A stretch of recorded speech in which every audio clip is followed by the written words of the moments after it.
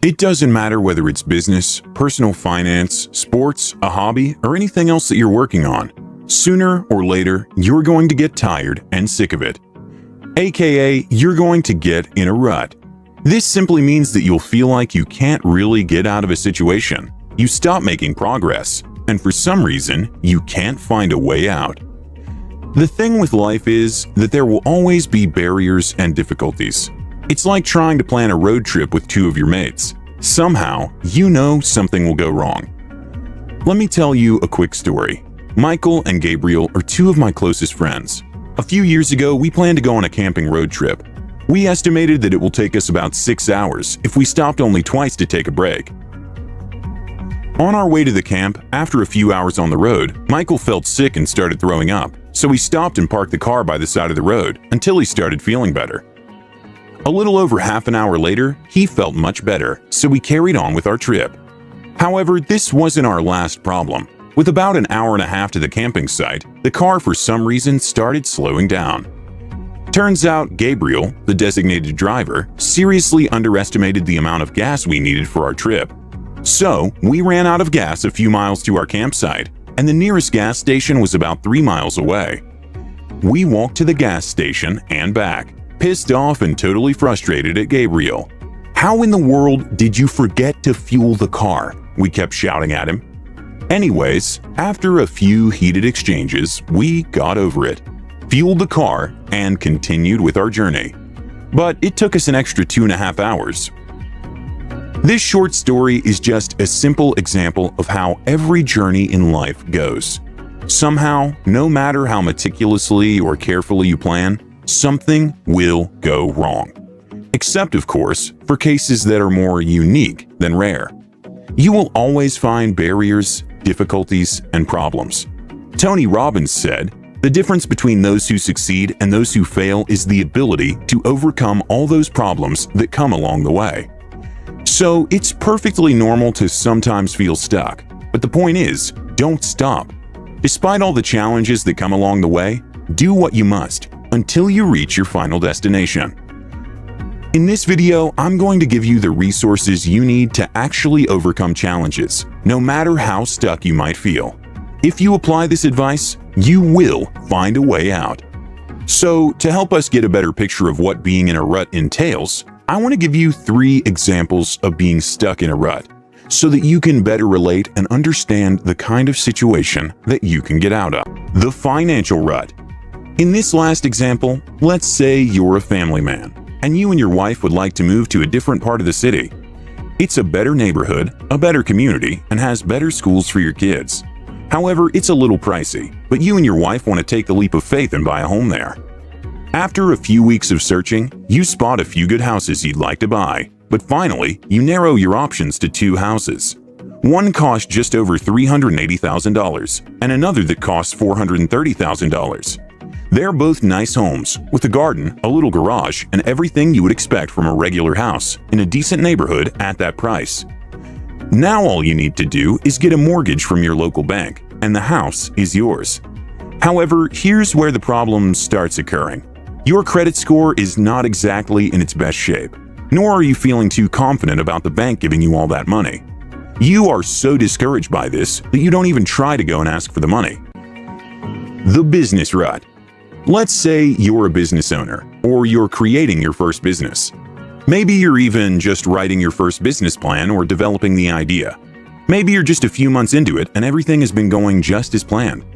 Let's say the idea you're working on is a business that sells handmade clothes for men. So you start building your own team, with a salesperson, an artisan, and a money manager. But along the way, you encounter your first barrier. You need to find a location to set up your business in your town, and it seems like none of the available options are within your budget. What do? This is your business rut. The hobby rut.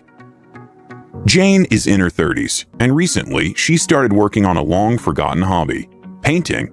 She started painting again just a few weeks ago, and she's part of a painting club, which she formed with a group of interested people she found online. They hang out together every weekend. They drink, laugh, and discuss art. Sometimes they might even paint together and have little events. This week, they're all working on a particular subject, the human body. Each member has to develop their own painting by the end of the week and present it to the club. But Jane is feeling like she can't come up with a good idea for her painting. The proportions she created aren't right. The hands are just too hard to recreate, and the hair she drew is a mess. She feels like she can't get it right. After a lot of misses, she feels like quitting and dropping out of the event. This is your hobby rut. So what do you do? This is your financial rut. How to get out of a rut. Now, a rut might be an obstacle or something that you don't really understand. Or maybe it could even be something that you are not sure of, but it's holding you back. In order to get out of a rut, you have to first identify what's causing it, and only then can you start trying to figure out a way to solve it. So let's look at the first step. Step number 1. Recognize the signs and diagnose the problem. Signs that you're in a rut may include any of the following. You feel unmotivated, and you don't really want to get out of bed in the morning. You're procrastinating a lot. You don't want to get started, and you continuously make excuses as to why you're not making any progress. You just can't get started, even when you know that you're supposed to. Every day seems the same. You don't know how to make progress, and it's like you're living a life that you can't escape. It's all boring, predictable, and you lack a sense of adventure or excitement.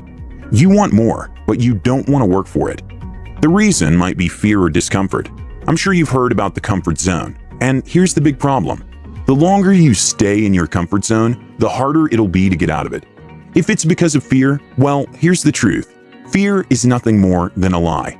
It's a theory, a movie you play in your mind over and over again as to why you're not making progress. Now, being stuck in any situation for long periods of time is very unhealthy. The most important tool for making progress and getting unstuck is willpower. Willpower gives you the strength to do what you don't want to do when you have to sacrifice short-term satisfaction for long-term success. This, in turn, builds self-discipline. Every successful person knows about the importance of willpower. And here's the good news. It is a skill, meaning you can learn and develop it. And with sufficient practice, you can master self-control. But here's the thing. If you don't consistently practice it, 1, you'll never develop it, and 2, you might lose it. The reason is that if you don't do something, but you know that you should, you strengthen your procrastination muscle. Your brain starts to get used to you saying, I know I'm supposed to do this, but I don't want to, so I won't. Every time you have a new task to get done, your subconscious is like, don't even bother, I know you won't do it. So the faster you solve this problem, the better. In this first step, you also need to recognize the source of your problem. What's the reason why you're feeling stuck? Is it something related to your finance, your hobby, your business, or is it something else? Figure that out and then move on to the next step. Step number 2. Start small and regain momentum. You can't expect to give yourself a big, important task right away and then actually do it. This is like giving someone a whole burger and telling them to eat it all with one bite. It simply won't happen. You have to start small in order to gain momentum. And here's the key word, momentum. Momentum is what keeps you going. It's kind of like the domino effect. As soon as you have it, it's very hard to stop it. It's like you're in the zone all day, every day, and you don't want or even need to take breaks, nor will you be tempted to check your phone because you're in flow. Imagine this situation. Let's suppose that you're in a car cruising at 200 miles an hour, but then you stop because there's a red light. You wait and then you start again from 0, but it'll take you a very long time to get back to 200. That's the same in life. Once you stop your momentum, you have to start all over again and build that productivity. The fastest way to build your momentum is to start with small tasks. Don't wait for the right moment or for the planets to align in order to start, because that will never happen. Just do it now. Even if you're not feeling like it, just do it. Do it. Just do it. Do it. Just do it. Small tasks you can start doing to build momentum include drinking a certain amount of water every day, making your bed first thing in the morning, every morning, making small promises, like at 5 p.m. I'll reply to your message, and actually sticking to them, and so on, are just a few simple examples. After 5 to 7 days of gradually increasing the number of tasks and commitments, You can then proceed to the next. Step number 3. Dramatically change your routine. When you are ready, after 5 to 7 days, it's time to start applying some hardcore change and become really productive really fast. In step number 3, you have to start planning all of your days the night before. Make a plan, wake up at the same time every morning, and change your environment to constantly remind yourself that you are going through important changes in your life. Always prepare your warm robe the night before and keep your room clean so that you wake up to a clean room and not a mess that you don't want to deal with first thing in the morning. Practice makes perfect, and do your best to not miss a day. Take care of yourself, go outdoors, socialize with people that really matter, and limit the time you spend on your phone. If you struggle with putting your phone down, there are plenty of good apps that you can use to limit the amount of time you spend on social media, or apps that take away your precious time, so check them out. After you've mastered this step, proceed to step number 4. Step number 4. Find your Ikigai. Ikigai is a Japanese concept, and it means a reason for being. You have to find your purpose, give yourself a mission, and decent reason to wake up in the morning. To do that thing that excites you the most, first thing in the morning, and this will boost your mood during the whole day. This will also help you actually wake up and not click the snooze button. You have to look forward to your days, and this is the best way to do it. So in conclusion, if you feel stuck in life, just follow these 4 steps, and you're guaranteed to find your momentum. You'll also move forward and closer to your goals, and you'll find fulfillment too. If you found this video helpful and/or entertaining, please share it with your friends. This might really change their mood and their quality of life. Also, comment down below. What topics should we cover next? We actually read all the comments, so we might just make a video with your idea in the not-so-distant future. Thanks for watching.